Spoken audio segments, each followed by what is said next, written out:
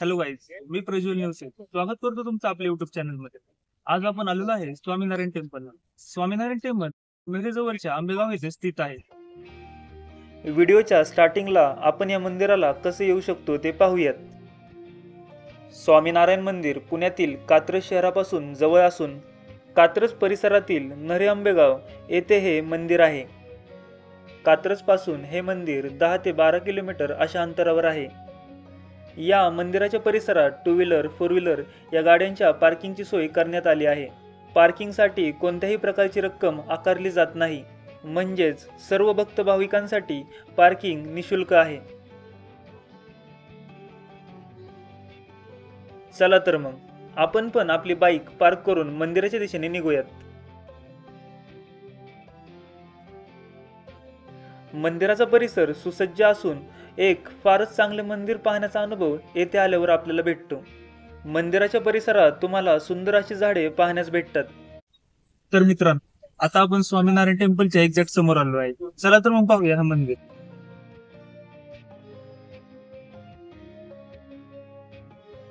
भगवान स्वामीनारायण यांचे हे मंदिर अलीकडच्या काळात खूपच सुंदर मंदिर म्हणून नावारूपास येत आहे.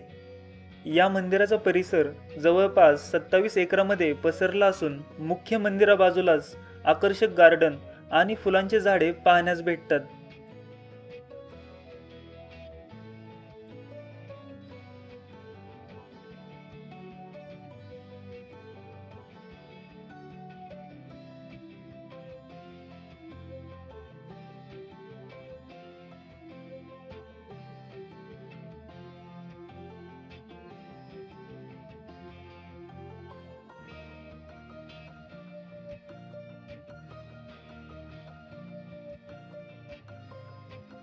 पुण्यातील सर्वात सुंदर ठिकाणांपैकी एक असलेले हे ठिकाण मनाला आत्मिक समाधान देऊन जाते.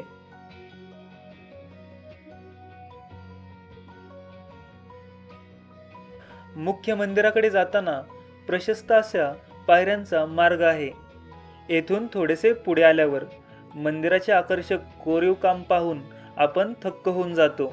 मंदिराच्या मुख्य प्रवेशद्वारातून आत गेल्यावर गर्भगृहातील कोरीव काम आणि सभामंडप आपल्या नजरेस पडतो. मंदिराच्या प्रत्येक खांबावर कोरीव काम केलेले असून मंदिराच्या छतावर झुंबर पाहण्यास भेटते. मुख्य मंदिरात भगवान स्वामीनारायण यांची संगमरवरी दगडातील आकर्षक मूर्ती असून राधाकृष्ण, लक्ष्मीनारायण यांच्यासोबतच हिंदू धर्मातील अनेक संत महंत आणि वारकरी संप्रदायातील ज्ञानोबा तुकोबा, संत नामदेव अशा संतांच्या संगमरवरी दगडातील मूर्त्या पाहून आपण थक्क होऊन जातो.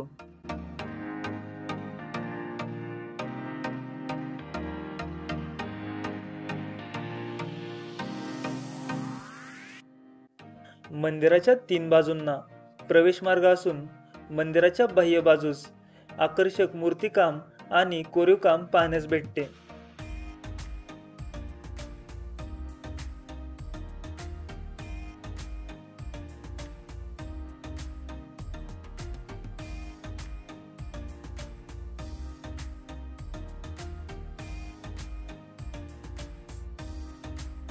मित्रांनो, ही मंदिराची बाहेरील बाजू आहे. आतमध्ये कॅमेरा किंवा व्हिडिओ शूटिंग अलाव नसल्यामुळे खूप डीपली आतली बाजू दाखवता आली नाही.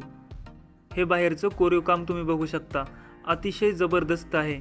असे हे मंदिर फार कमी ठिकाणी पाहायला मिळते. मंदिरावर छोट्या छोट्या मूर्त्या आहेत ज्या की हिंदू धर्मातील प्राचीन ग्रंथ आहे, जसे की रामायण, महाभारत, त्यातली जी पात्र आहेत ते या मूर्त्यांमार्फत साकारली गेली आहे.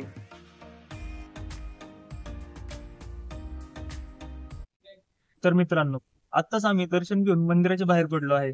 मंदिर अतिशय भव्य दिव्य आहे. तुम्ही पण इथे नक्की भेट द्या. या मंदिराचे कन्स्ट्रक्शन अतिशय चांगल्या पद्धतीने केले आहे. उन्हाळा, पावसाळा, हिवाळा या तिन्ही ऋतूमध्ये मंदिराची भिंती एकदम थंड राहतात. या मंदिराचा टायमिंग सकाळी 7 ते दुपारी 12 वाजेपर्यंत आहे आणि दुपारी 4 ते संध्याकाळी 8:30 वाजेपर्यंत असं आहे. या 2 वेळेमध्ये आपण या मंदिराला व्हिजिट करू शकतो. मंदिराचा परिसर 27 एकर मध्ये पसरला असून तिथे बसण्याची चांगली पद्धतीने सोय केली गेली आहे. या मंदिराच्या परिसरात विकेंडला खूप गर्दी पाहायला मिळते आणि कुठली शासकीय सुट्टी असेल तेव्हा देखील इथे गर्दी असते. प्रज्वल सोबत आलो होतो स्वामीनारायण टेम्पलला. अतिशय सुंदर असं टेम्पल आहे आणि इथले वातावरण पण अतिशय मनाला छान वाटेल असं आहे. तुम्ही जर पुण्यात राहत असाल किंवा पुण्याच्या बाहेर असाल आणि जर तुम्ही कधी पुण्यात आलात तर या मंदिराला नक्की व्हिजिट करा.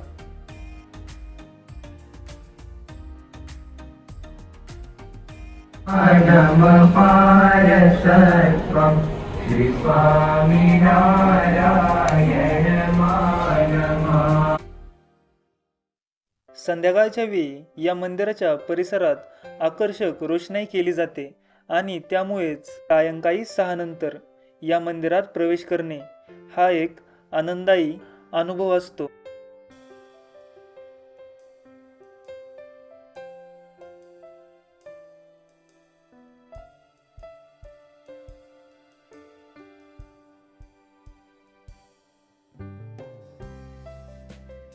भगवान स्वामीनारायण यांचे हे एकच मंदिर नसून अशी शेकडो मंदिरे महाराष्ट्रासह देशभरात आणि जगभरात पाहायला मिळते. नित्यांत सुंदर असणारे पुण्यातील हे सर्वात सुंदर मंदिर आहे आणि सुंदर असं हे मंदिर आपण एकदा तरी पाहायलाच हवे. आता संध्याकाळचे 7 वाजलेले आहेत. मंदिराचे हे मनमोहक दृश्य तुम्ही पाहू शकता आणि मंदिराचा परिसर पूर्णपणे रोषणाईने प्रज्वलित झाला आहे. मंदिराच्या परिसरात लहान मुलांच्या खेळण्यासाठी सुविधा आहे. तुम्ही तुमच्या फॅमिलीसोबत, मित्रमैत्रिणींसोबत, लहान बाळांसोबत येथे नक्की भेट द्या. आम्हाला तर हे मंदिर खूप आवडले. आता तुम्ही कधी येताय हे सुंदर असं मंदिर पाहण्यासाठी? व्हिडिओ कसा वाटला हे कमेंटद्वारे नक्की कळवा आणि व्हिडिओ आवडल्यास लाईक, शेअर आणि आपल्या हक्काच्या चॅनलला सबस्क्राईब करा.